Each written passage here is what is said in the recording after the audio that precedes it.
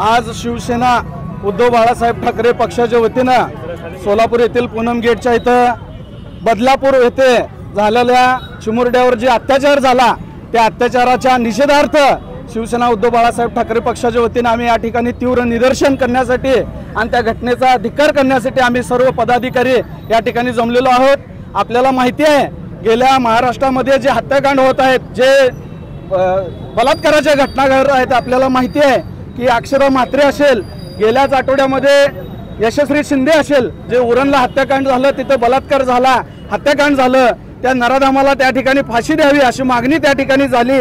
आणि नुकतंच कोलकातामध्ये सुद्धा जे डॉक्टर निपुण सक्सेना आहे तिचं सुद्धा त्या ठिकाणी बलात्काराने हत्या झालेली आहे। आपल्याला माहिती आहे की केंद्रात आणि राज्यात जवळच भाजप आणि या मिंदे गटाचं सरकार या ठिकाणी आलेलं आहे। जेव्हापासून हे सरकार आले तेव्हापासून अशा घटना वाढलेल्या आहेत। कायदा सुव्यवस्थेचा बोजबारा वाजलेला आहे, कायदा सुव्यवस्था राहिलेला नाही।